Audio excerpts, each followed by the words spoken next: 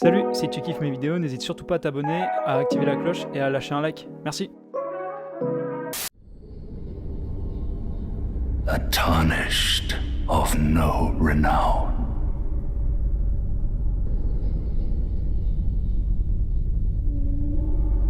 Cross the fog to the lands between.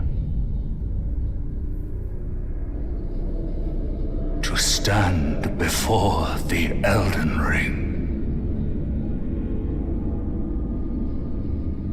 And become the Elden Lord. Elden Ring est un jeu exceptionnel. Créé par From Software, majoritairement connu pour la série des Souls, ce RPG en monde ouvert a su marquer les esprits, dont le mien. Son succès n'est pas dû au hasard au vu des nombreux prix qu'il a remportés. Ça faisait longtemps que je n'avais pas été autant hypé par la sortie d'un jeu, alors forcément, je me suis jeté dessus à sa sortie et j'y ai passé beaucoup trop de temps. Je n'ai joué à aucun autre jeu de From Software ni même à un autre Souls-like de ma vie, alors ça a été une grande découverte pour moi et ce fut l'une des plus belles de ma vie de gamer. J'ai tout de suite été charmé par ce monde à la fois si beau et si sombre, d'autant plus que beaucoup d'éléments de son univers sont inspirés par le manga Berserk du grand Kentaro Miura.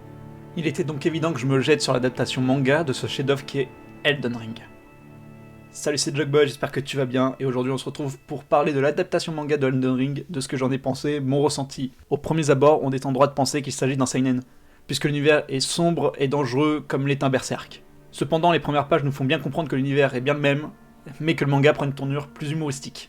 En effet, le personnage principal fait plus penser à un nouveau joueur perdu dans le jeu plutôt qu'un sans-éclat qui vit dans ce monde-là. Comme un nouveau joueur, il va se demander par où il doit commencer, ce qu'il doit faire, où il doit aller. Il parle à un PNJ qui, par ailleurs, ressort les mêmes répliques que dans le jeu, et ça c'est plutôt cool.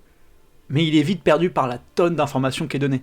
On retrouve bien le côté RPG, puisque les personnages parlent d'XP, de level up, de stats.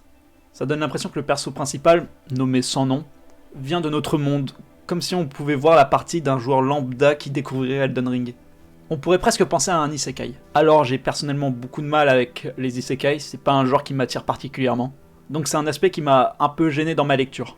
Mais ça permet à quelqu'un qui n'a pas joué au jeu de se mettre à la place du héros. Lorsqu'on lui explique quelque chose, les PNJ racontent des événements que l'on ne peut ni comprendre ni connaître lorsqu'on débute le jeu. Du coup, le héros ne comprend rien à ce qu'on lui raconte comme le lecteur, et je pense que ça permet au lecteur de mieux s'impliquer dans sa lecture. Aussi, il y a un truc que j'ai beaucoup apprécié, c'est de voir une quête secondaire faite par le héros que j'ai déjà faite.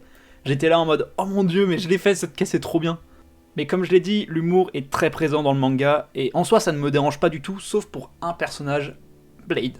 Je trouve ça dommage, mais ce guerrier si charismatique est devenu un guerrier au tempérament de toutou, il agit comme un chien quand on lance une balle ou quoi que ce soit, et il a pas du tout le sens de l'orientation, il ne sait pas lire une carte. Je n'ai pas parlé des dessins, mais je les trouve franchement très beaux. Regardez-moi cette Rani comme elle est magnifique.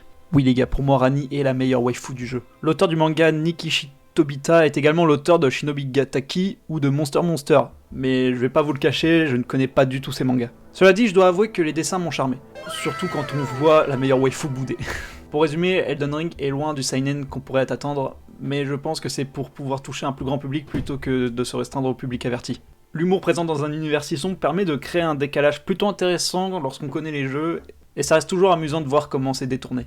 Le manga a l'air de rester plutôt fidèle au lore, et même des informations sur les items ramassés par le héros du jeu nous sont données. Je pense donc que c'est un manga qui, au moins, peut permettre de comprendre un peu mieux le lore si on a eu du mal à le comprendre en jouant au jeu. Selon moi, le manga n'est certes pas à la hauteur du jeu vidéo, mais reste néanmoins très abordable pour tous les publics, et ça c'est plutôt cool. C'est tout pour moi, je vous dis à la prochaine, je dois affronter un dieu. Allez, bye.